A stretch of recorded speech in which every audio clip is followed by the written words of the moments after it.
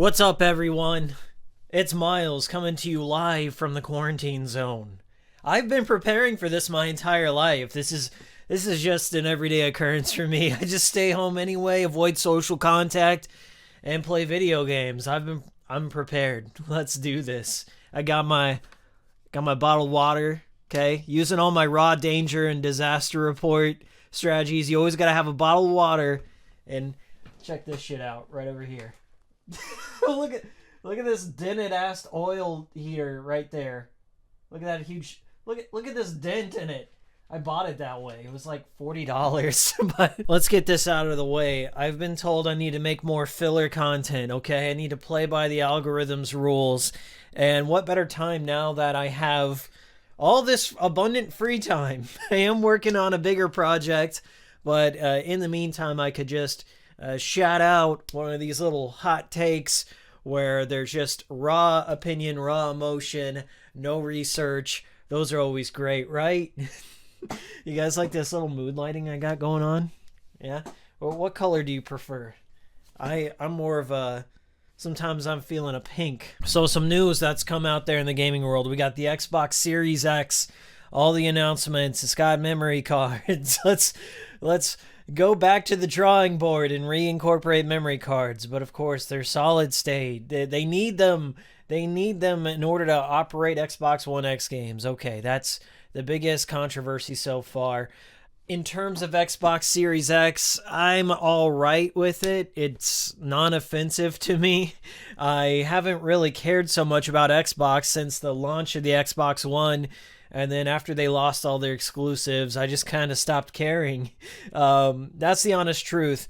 What got me back on board with Xbox, though, was backwards compatibility. They've put a lot of care and attention into their backwards compatibility program, and it looks like with the advent of the Xbox Series X, they're going to continue enhancing older games and preserving them. And that's what's most important to me. I'm kind of stuck in the past. I'm stuck in the 6th and 7th generation.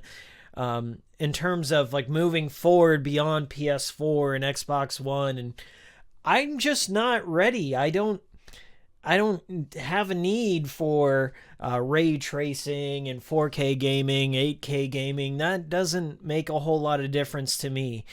I'd rather have more titles that are interesting to play than better looking games, if that makes sense. And that's kind of my biggest fear going forward with the PlayStation 5. Sony is, since the PS3, that was the last big effort that they've made to put any form of backwards compatibility into their systems, and that was only the first generation of PlayStation 3 models, the PS3 Fats. And I have one, but when I was making my Shadows of the Dam video, it yellow lighted of death, which means I've got to go in there and reflow all the solder on the chips or get it reballed, and it's just a band-aid fix at best. They're prone to eventually yellow lighting of death, or there's a few other issues they may have. So in terms of playing some of my older generation games, like I still have my PlayStation 2 around if I want to play my PlayStation 2 library. And to get the best possible signal, I had to spend $150 on an open source scan converter, an OSSC, in order to up-res games on modern day televisions, modern day LCDs, with zero lag. Now, for most people, lag doesn't matter. It's like, okay, well, I don't play many Twitch games or rhythm games. I just play like turn-based RPGs. Yeah, for most people, that'll be fine. But for me, one of my favorite games on the PlayStation 2 is Gitaroo, man. You guys have seen me play it on stream before. There is a link to that in the description below if you want to check it out. I played that on an LCD without an OSSC, and I sucked near the end of it. Like, I was getting my ass handed to me, and then ever since I bought one, things have been better. What I want out of the PlayStation 5 the most is backwards compatibility, and I'm not just talking with 4. 4 is a great system on its own. It was strictly PlayStation 4 for the most part. There was a PlayStation 2 emulator built into the PlayStation 4. Only they released like maybe 30 games for their backwards compatibility program. They were digital only, and it was such an odd selection. Like, they had most of the Rockstar games. They had some first-party Sony RPGs. They had like Dark Cloud 1 and 2. They had Rogue Galaxy, and they had some survival horror, just Resident Evil though. Unfortunately, a huge majority of the PlayStation 2's library was skipped over. Or like, none of the Silent Hills made a representation. Siren did somehow. But like the Hikikomori games, your Chulip, even some of the old Final Fantasies are just like, we'll just buy the remaster. Well, some people like the remasters and what they did with them and the new design choices, and some prefer the old original. And I'm more in the purist camp. I like to play the games that I already own. I like to play them the way that the developers had intended in the initial design. Not every HD remaster is going to be one-to-one. Even the Ico and Shadow remaster, which I do like the Ico side of it, the Shadow of the Colossus HD remaster for PS3, when they bumped it up to 60 frames per second and made some of the time attack trials nearly impossible. And those of you who have taken on those trials, you'll know what I'm talking about. But if we take a look over here, we pan over the PlayStation 2. So this is the selfish side of me. The PlayStation 2 is my most collected for system. And that's not because of like nostalgia. It's primarily because a lot of the PlayStation 2 titles just never made that jump to PS3, to PS4. And even in emulation, a lot of them aren't perfect or one-to-one. There's still some odd glitches here or there, missing effects. And that's going to be a while before PlayStation 2 emulation catches up to where it needs to be. However, on the PlayStation 4, they already have a working PlayStation 2 emulator. And it works perfectly. It up-reses most games to 1080p or 720p and added trophy support, so it gave you a reason to go back and revisit those titles. And you could also do capture. I captured my Dark Cloud review using the share button. It made things extremely convenient for me to, on an editing standpoint for sure, instead of having to like go through and hook up my old PS2 to a capture card or my old fat PS3, all that good stuff. Anyway, I'm very concerned because like, let's compare here. The Xbox Series X, once it launches, it has 4 generations of games. It has Xbox Original, Xbox 360, Xbox One, and Xbox One X straight out of the box.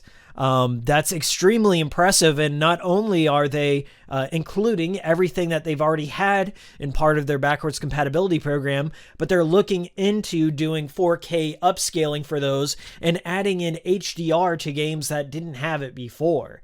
And they're doing it on an algorithm-based learning mechanism which detects like high areas of high luminance and adding in HDR elements. And to me, that's fantastic because it's a matter of time before the community comes out and starts picking up the slack of the other companies. Like, either if you're Sony, you can get on board and beat everyone to the chase and put out the better product, the better emulation alternative, and make a wide library of games available for purchase, make it convenient, or you can wait for all the modders to catch up and either they're working on a hack for the PlayStation 4 as we speak. People can custom load their own PS4s in a matter of time, or perhaps the PlayStation 2, PlayStation 3 emulators will catch up. I'm not asking for the world here. I just think that there's no excuse at this point in time for Sony to not have any form of backwards compatibility beyond the 4. There's no reason why they can't have PlayStation 1 emulation. I think the only reason they held out on the PlayStation 4 was so they could make their own plug-and-play Nintendo-based shitty alternative console, their little PlayStation Classic, and we all know how that went over. The modders once again saved the day because Sony drugged their feet on acquiring titles. Like, I'm a fan of Mr. Driller, but why would you put Mr. Driller and like not Parasite Eve on there? It just doesn't make sense to me. It's sickening because you just know that they're standing in the way of progress. They're standing in the way of preservation with every crappy business decision they make. From a standpoint already, before the announcement of what the PlayStation 5 is going to be, I just know Sony's going to make some boneheaded decision. They do it every generation. With PlayStation 3, it was the price point, it was the slow release of games, it was only having the first generation of PlayStation 3s have backwards compatibility, removing that, removing other OS. It seems like they promise a lot up front and they begin to slowly take it away. PlayStation Vita, one of the biggest Vita fans out there. I've bought almost all the titles for it, and I bought the PlayStation TV that they quickly abandoned and dropped the price instantly. And the proprietary memory cards, it's just, with Sony, it just continually gets worse. Generation after generation, they just start treating the customer like a commodity. Every original IP, they just start like culling it, narrowing it down. Like, we haven't had a Parappa the Rapper in, I guess, since that HD re-release of the PSP game, but you know, we haven't had a lot of their prominent franchises represented in some time. And if they are, they're just like some afterthought, like the Medieval remake that they just threw out there and forgot about. What bugs me the most about this whole situation is that Sony has a great back catalog of titles that they could pull out at any time. They've got PS1, PS2, PSP, PS3, PS4, PSVR stuff. That's like 6 generations plus PS5, whatever they come out with that. But they've got a lot to work with, and they could have a strong lineup. But I have a feeling that they're just going to continually push streaming services that nobody wants. Just the concept of ownership is going away quicker and quicker. Old physical media going by the wayside. It sucks. It really, truly does that we have to turn to emulation and other services, and we have to rely on the communities of fans to preserve these old games and archive these things. Now, when it comes to video game opinions, I know I'm in the minority and I have more niche taste and very strong opinions on what I like and what I dislike, and I'm not deliberately trying to be contrarian. It's just, I really do love games, and I see what happened to the PlayStation 2 library. I run it in parallel with what happened with the VHS medium, like old VCRs and tapes. A lot of those great independent horror films or some great movies that had came out on that format never made that transition to DVD or especially Blu-ray or even digital streaming platforms. Some of those movies, some of those great things from your childhood are just lost to time. And I think that's definitely the case here for some PlayStation 1 and PS2 and PS3 games that have just never made that switch.